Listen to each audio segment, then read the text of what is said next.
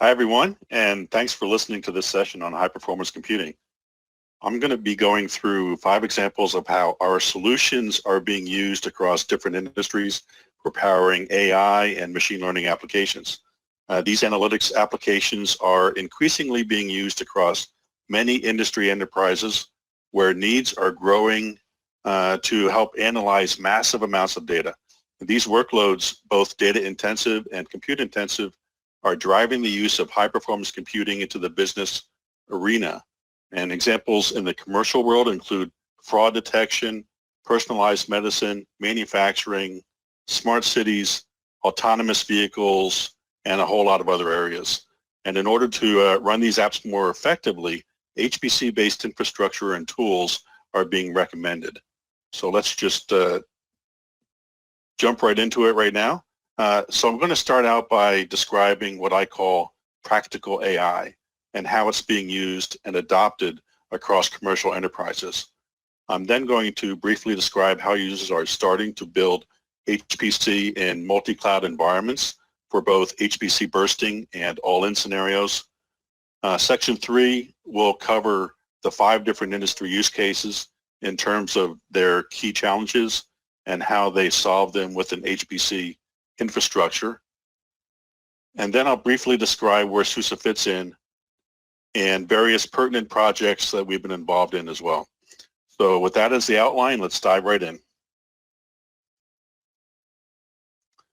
I'm going to start each section first with a relevant quote or an assertion. This one from an article in Forbes magazine that collected 100 different forecasts around the adoption of AI and machine learning.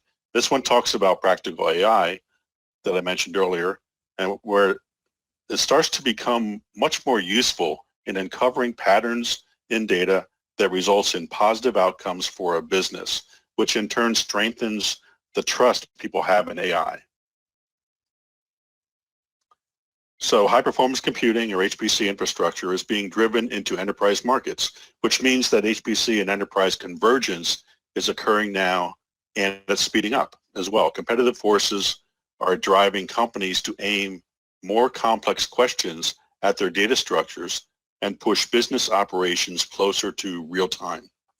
And in order to get those fast business results from analytics and from modeling, enterprises are realizing the need for HPC in-house for scalability, for ultra-fast data movement, for ultra-large memory systems.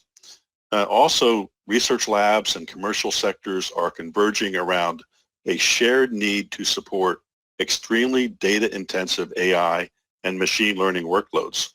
And this pie chart shows the breakout of HPC infrastructure across industries. We've seen some really good growth in commercial industries, 3% up in the last couple of years.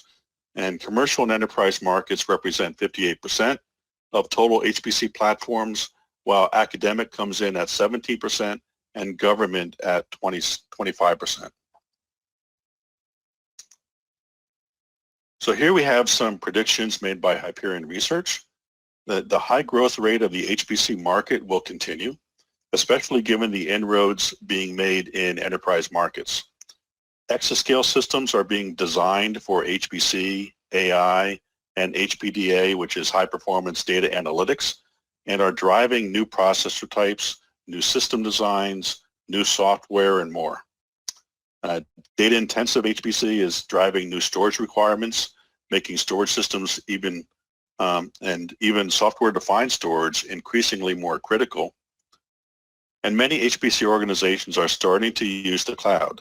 On-premise HPC data centers are bursting workloads to the cloud for on-demand scale and resources, and enterprise users are realizing near real-time business operations running in the cloud. For artificial intelligence, learning models like machine learning have garnered most of the AI attention, but graph analytics will also play a crucial role with its unique ability to handle social relationships. So there's lots more coming in the AI space.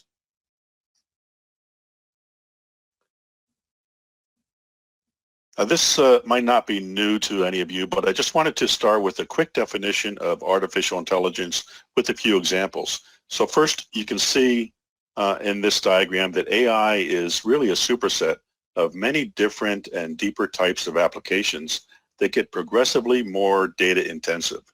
And as they get more data intensive, there is a stronger need for a high performance computing platform and associated HPC tools. On the top right, we have artificial intelligence that involves the design of intelligent systems that augment human productivity. AI includes sensing what is happening, understanding what is happening, and responding to it. And examples include things like Google Maps and gameplay.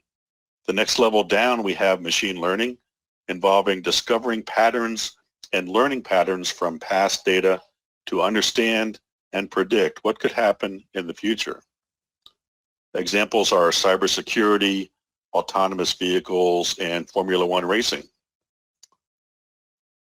And then we have neural networks, which are sets of algorithms designed to recognize patterns, interpreting sensory data through a kind of machine perception that help us classify all sorts of stuff.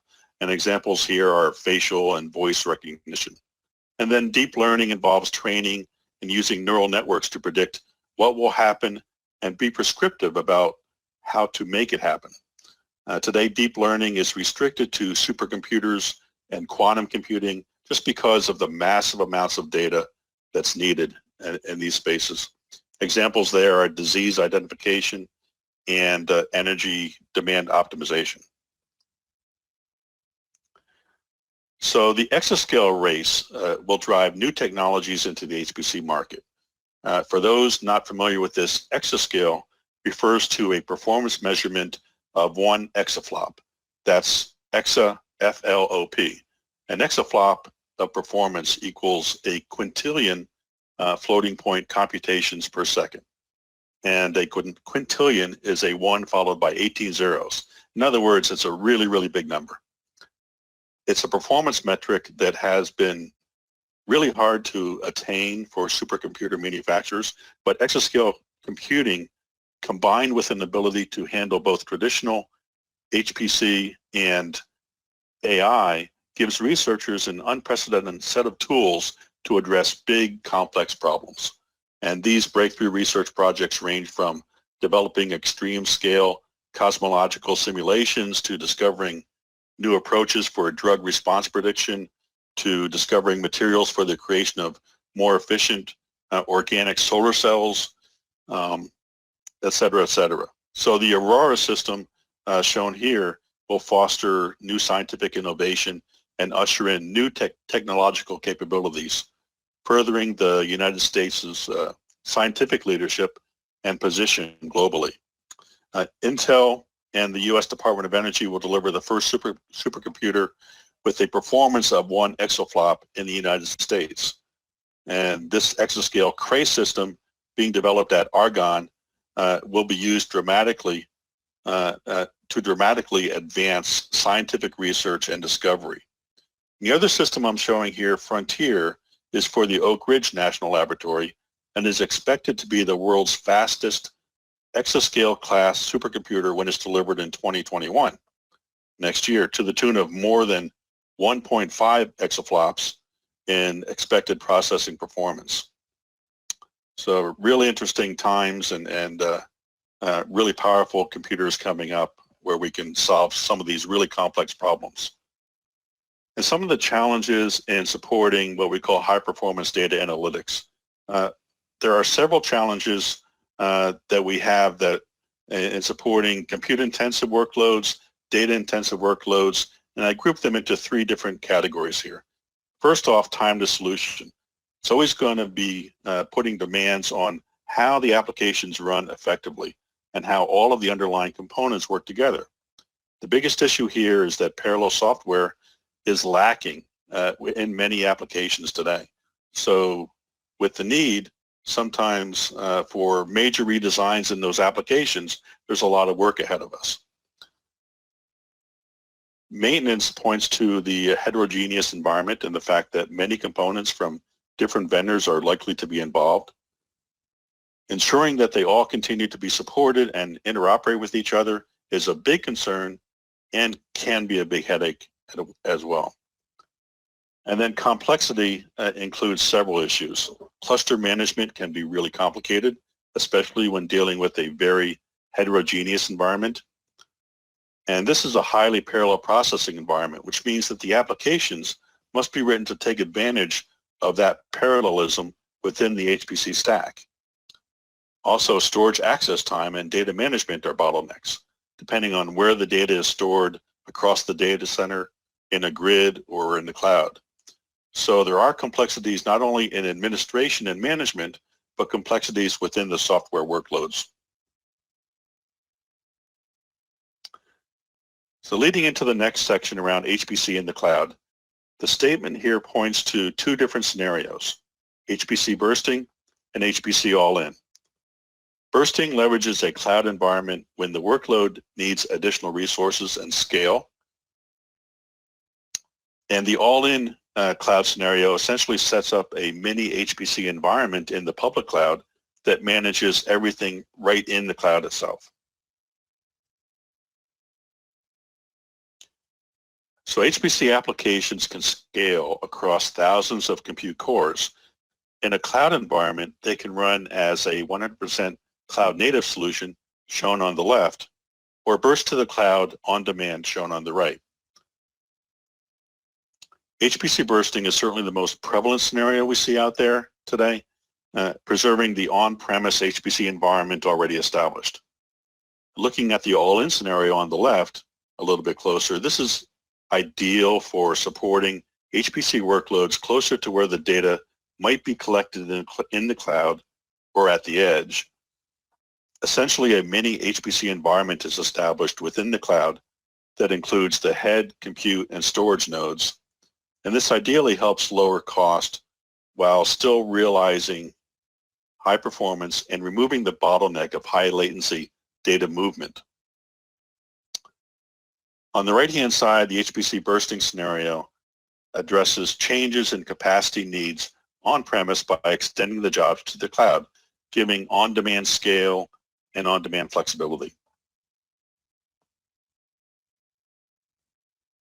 So as indicated in this assertion, many companies are implementing HPC infrastructures in-house or in their existing data centers and hardware. This can be seen in many different vertical industries today. So I'll show you 5 examples and talk about how they address their challenges and new data-intensive applications and or updated HPC infrastructure. So there's a lot going on here.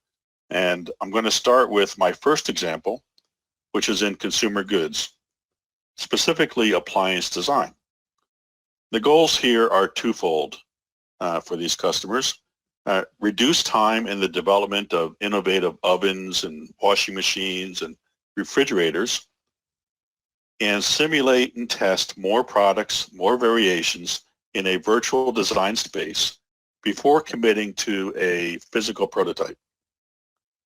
The challenges include finding the design sweet spot, so to speak, within complex customer safety, regulatory, and cost requirements, reducing customer returns and associated revenue loss incurred from products and packaging that could be damaged in shipment, and decreasing costs and time to market delays associated with the physical prototyping.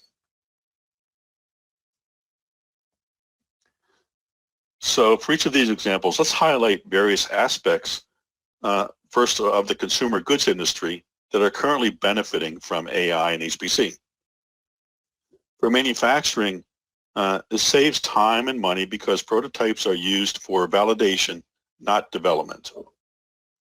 Also, it improves customer satisfaction with higher quality products that include more customer design features. The predictive analytics capabilities enabled by AI can provide manufacturers with plant-wide collaborative visibility of all work in process and provide some insights into possible bottlenecks and pain points. For logistics and delivery, save some money because packaging and product design innovations substantially reduce shipping damage, resulting in fewer returns. For household electronics and appliance manufacturers, where they've been the most active in leveraging technologies to help simplify and enhance customer interactions with their products. So it's been really productive there, especially in the use of AI for things like the Roomba vacuum cleaning robot. For online and in-store advertising, machine learning can provide a more personalized, contextual, and anticipatory experience when making a purchase. The next example is around sustainable energy in the energy and utility space. So the energy production portfolio is diversifying, we know that, and we're witnessing the ramifications of fossil fuel consumption on biodiversity, air quality, and quality of life. So goals here include the needs to diversify and increase the pace of innovation, improve organizational and infrastructure efficiencies, increase responsiveness by aligning product supply, and achieve safe and compliant operations. And their challenges include things like increasing the health, safety, and environmental regulations and public scrutiny, managing complexities and the risk of an aging infrastructure and new technologies, and dealing with changing priorities and demands of customers and of society. As for advantages, they're realizing by leveraging an HPC infrastructure that simulations and modeling help reduce cost and the risk of future operations. AI is revolutionizing the way we produce, transmit, and consume energy, and helps to limit environmental impacts and optimize the supply and demand. And energy smart grids powered by AI or machine learning continuously collecting overwhelming amounts of data from millions of smart sensors nationwide help make timely decisions on how to best allocate energy resources. For automotive design, the goals include design, model, test, and refine control strategies in an integrated design environment. Also, they want to be able to use processes that reduce design times, enabling engineers to create and test their ideas quickly and with very few hardware prototypes. That gets to be very expensive when they get to that point.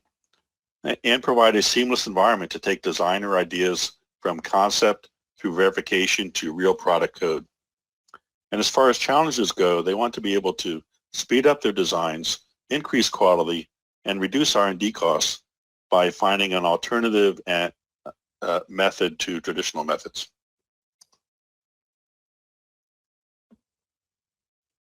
And when automotive manufacturers leverage an HPC infrastructure, they can provide the best platform for running design and simulations along with the tools used in design processes. For driving features, AI lends itself perfectly to powering advanced safety features for connected vehicles. For cloud services, the application of AI cloud platforms ensures that data is available when it's needed. For things like automotive insurance, AI speeds up the process of filing claims when accidents occur. And in car manufacturing in general, robots are driving optimization and the rethinking of processes and product in innovative new ways. AI is not just changing what a vehicle can do, it's also changing how vehicles are built. And that's really what's new here. And for driving monitoring, AI software detects driver behavior in 4 key areas: driver ID, recognition, monitoring, and infotainment control. So a lot of different areas that are applicable there. In another area of manufacturing, in this example, material science, researchers and scientists use powerful HPC clusters to perform advanced materials research. Very strong yet lightweight materials that are crucial to automotive and aerospace manufacturers, particularly if they work in extreme temperatures. And developing such materials requires a deep understanding of the underlying properties. And understanding those properties requires time-consuming computational processes on a massive scale. And the goals here include building very strong, lightweight materials that can withstand extreme temperatures, exceeding safety and compliance regulations for aerospace, for deep space, for automotive, for oceanic, and others. And the challenges include developing materials that require a deep understanding of their underlying properties. And there's also a need for a very intuitive, easy to use, and effective way of managing clusters without wasting time writing scripts or synchronizing management tools. So in materials manufacturing, they've been able to realize benefits from HPC. First, HPC modeling helps discover these materials faster. AI and machine learning helps predict which compounds can be created before even setting foot in a lab. And algorithms can predict which compounds combine to form new and interesting materials. AI can help mine the databases for new recipes to help make the materials. And modeling and simulation helps quickly map out exactly what types of materials can provide that strength and lightness that they might be looking for. My final example is drug research in the pharmaceuticals industry. And the goals here include faster drug discovery, design, validation, more predictable drug treatment plans with patients. And there's now a machine learning software that automates work that previously involved trial and error to match drug interventions with individual patients. It was good. Also, for goals, consolidated views of all the servers and clusters and instances in the public cloud. And their challenges include analyzing and integrating different types of biomedical and healthcare data around the world, and integrating public cloud into the existing infrastructure with minimal administrative overhead, and finding new and naturally occurring compounds from food sources, for example, rather than synthetic compounds, and they can use machine learning to help them do that. By leveraging an HPC infrastructure and AI and machine learning techniques, these benefits were realized in the pharmaceuticals industry. They used machine learning to predict treatment results, matching drug interactions with patients, and automating work that previously involved trial and error. They used machine learning in drug design and discovery. Some were able to combine AI and DNA analyses to discover ingredients in different food sources that have more therapeutic qualities. And some were analyzed and integrated different types of data from different sources with their existing business processes using machine learning. So it all came around as a very valuable way of continuing their research. In this next section, I'll cover some of the componentry and software that comprises SUSE's solution around high-performance computing. So SUSE Linux Enterprise High Performance Computing is essentially the SUSE Linux Enterprise OS plus a collection of scientific and computational libraries and a set of SUSE-supported and popular third-party tools. Some of the tools are listed along the right-hand side of the slide. Slurm, for example, used for workload management and scheduling, and Ganglia, used for performance monitoring, and there's quite a bit more here too. SUSE provides fixed-level support for those tools, along with the OS subscription. Also, the OS and the tools are available for both x86 and ARM64 architectures. That's really important too. And many of the supercomputers out there today are x86 based, but ARM is being used more and more often to produce more cost-effective and easier to maintain ARM-based supercomputers. For the tools package I mentioned, SUSE stays current with more frequent updates to ensure that our HPC customers have the latest. Storage systems are increasingly becoming more critical in HPC environments, and we're also starting to see more requests for software-defined storage using Ceph.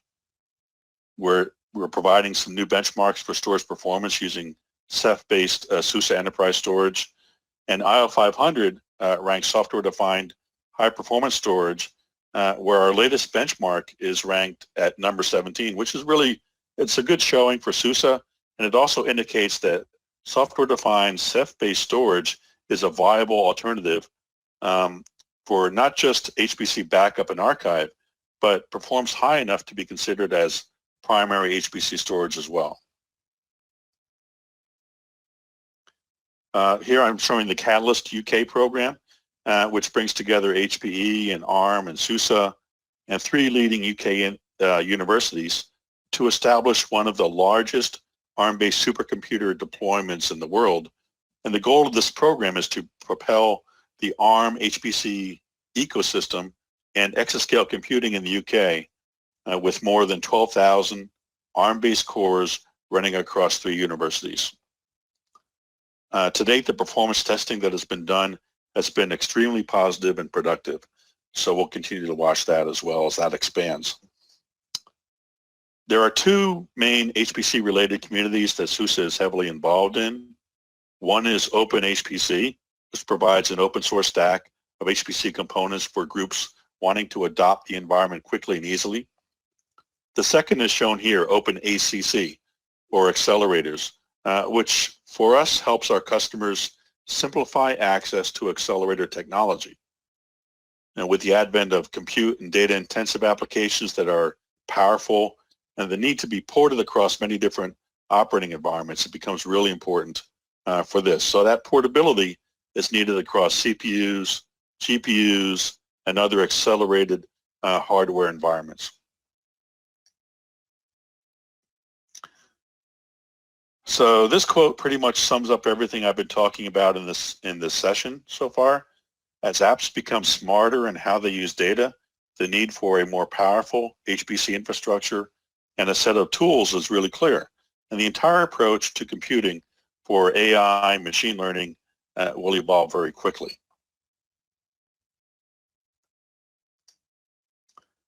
So let's start to wrap up here and recap. So we took a look at 5 different industry scenarios and how they're implementing HPC infrastructure and why. In all cases, their need to deploy and to manage more compute and data-intensive applications has driven the need for a more powerful HPC infrastructure and related tools to help manage those workloads and monitor their performance. All of the case studies I just talked about in this session are SUSE customers using SUSE Linux Enterprise for high-performance computing, plus a collection of libraries, components, and SUSE-supported HPC tools.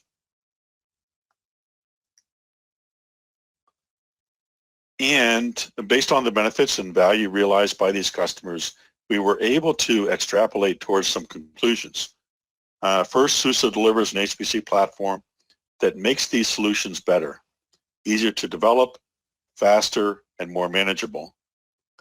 And businesses around the world today are recognizing that a Linux-based HPC infrastructure is vital to supporting the analytics applications of tomorrow.